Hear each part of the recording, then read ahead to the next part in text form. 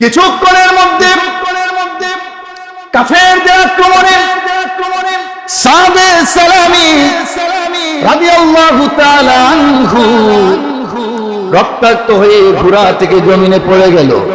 আল্লাহ রাসূলের কাছে সাহাবীরা ধরে ধরে আনা হলো। এবার সাদে সালামির মাথা বিশ্ব নবীর ওয়াজ মুবারকের মধ্যে রাখা হলো। আল্লাহ নবী জিজ্ঞেস করে, ও সাদ, তোমাকে না বিয়ে করে দিয়ে আসছি রে সাদ, উঠায়া বাড়িতে যাওয়ার কথা, তুমি কেন এইখানে এসেছো? ও সাদ, মাথা থেকে পা পর্যন্ত কাপড় দিয়ে কেন ডেকে এসেছো রে সাদ? এবার সাদে সালামে বলে, ওগো নবীজি, আপনি না আমাকে বিয়ে করায় দিয়েছেন, বউ নিয়ে বাড়িতে যাওয়ার কথা। আমি যখন বিয়ের বাজার করার জন্য মার্কেটে প্রবেশ করলাম, এমনি একজন ঘোষক ঘোষণা দিয়ে যাচ্ছেন, আশিকে রাসূল আসেনি।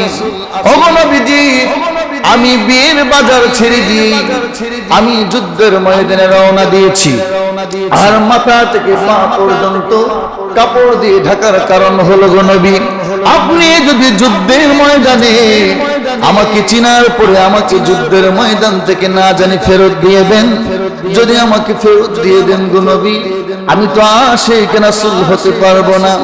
কাল কিয়ামতের কঠিন ময়দানে আল্লাহ রাব্বুল আলামিন যদি আমাকে ধরে বলে, সাদ রে, ও সাদ, দুনিয়ার জমিনের একটু মজা পাইয়া, দুনিয়ার জমিনের বউ আর বাসর ঘর পাইয়া আমার নবীকে যুদ্ধের ময়দানে কাফেরদের হাতে ছেড়ে দিয়ে তুমি চলে গেলা, ওই দিন যদি আল্লাহ আমাকে ধরতো নবী, আমি কি উত্তর দিতাম আল্লাহর কাছে?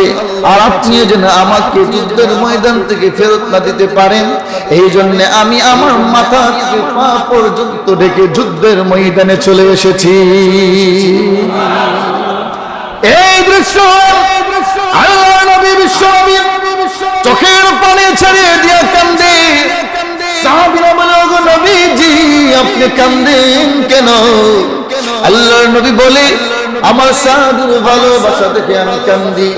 আমার সাদ আমার প্রতি কত ভালোবাসা, বউর সব কিছু ছেড়ে দিয়ে আমার প্রতি ভালোবাসা দেখাইয়া যুদ্ধের ময়দানে চলে এসেছে। আল্লাহর নবীর চোখের পানি গড়াইয়া সাদে সালামির গালের মধ্যে যখন পড়লো, সাদে সালামি রক্ত মাখা শরীর নিয়ে চোখগুলো বিশ্ব নবীর দিকে তাকাইয়া বলে, ওগো নবীজি, আপনি কেন কান্দেন গো নবী? আমি কি আল্লাহর তো জান্নাত পাবো না? আল্লাহর নবী বলে, ও সাদ, আমি এই জন্য কান্দি না, আমি কান্দি আমার সাদের ভালোবাসা দেখে। ও সাদ, আমি এই মুহূর্তে নবী ঘোষণা দিলাম, তুমি যদি পৃথিবী থেকে বিদায় হয়ে যাও, আল্লাহর তৈরি জান্নাত তোমার জন্য ওয়াজিব হয়ে যাবে। শুধু তাই না, বশীর ইবনে উকবা রাদিয়াল্লাহু তাআলা আনহুর সন্তান বশীর 7 বছরের বাচ্চা, 7 বছরের বাচ্চাকে রেখে বাবা যুদ্ধের ময়দানে চলে গেল। যুদ্ধের ময়দান থেকে সন্ধ্যার আগ মুহূর্তে বিশ্বনবী ফিরে এলেন। এবার বশীর ইবনে উকবা আল্লাহর নবীর কাছে গিয়ে বলে, ওগো নবীজি, আমার আব্বা আপনার সঙ্গে যুদ্ধের ময়দানে গিয়েছিল, আপনি যে এলেন, আমার আব্বা যে এখনো এলো না। আল্লাহর নবী কিছু উত্তর দেন না, কিছু বলেন না। এবার বশীর ডাক দিয়ে বলেন, ইয়া রাসূলুল্লাহ, ওগো নবীজি, সূর্য ডুবে যাবে, কিছুক্ষণ পরে পৃথিবী অন্ধকারে আচ্ছন্ন হয়ে যাবে, আমি কার কাছে যাব? কার গলায় ধরে ঘুমাবো? আজকের এই রাত্র আমি কার কাছে থাকবো? কে আমাকে ঘুম পাড়ায়া দেবে? আমার আব্বা গেল না, আর কখন আসবে? সন্ধ্যা হয়ে যাচ্ছে। আল্লাহর নবী আসমানের দিকে চোখ তুলে আল্লাহর কাছে বলে, নবী আল্লাহ গো, এই ছোট বাচ্চাকে আমি কিভাবে বোঝাই তার বাপ জান্নাতে চলে গেছে? আমি তো বলতে পারছি না, আর বুঝবে না। নবী কোনো উত্তর দেয় না। বশীর ইবনে উকবা রাদিয়াল্লাহু আনহু দৌড়ায়া বিশ্ব নবীর 2টা পা কদম মুবারক জড়ায়া ধইরা বলে, ওগো নবীজি, আপনি কেন কোনো উত্তর দেন না গো নবী? ওগো নবী, আপনি যুদ্ধের ময়দান থেকে এলেন, আমার আব্বা আর কখন আসবে গো নবী? ও গো নবী বলেন না আমার আব্বা আর কখন যুদ্ধের ময়দান থেকে আসবে? সন্ধ্যা হয়ে যাবে, রাত্র হয়ে যাবে, আমি কার গলায় ধরে ঘুমাবো? কে আমাকে ঘুম পাড়ায় দিবে গো নবীজি? আমাকে কে ঘুম পাড়ায় দিবে? আমার মা নাই, আমার ভাই নাই, বোন নাই, কেউ আপন বলতে কেউ নাই, বাবা ছাড়া। আমার বাবা এখন কবে আসবে গো নবী?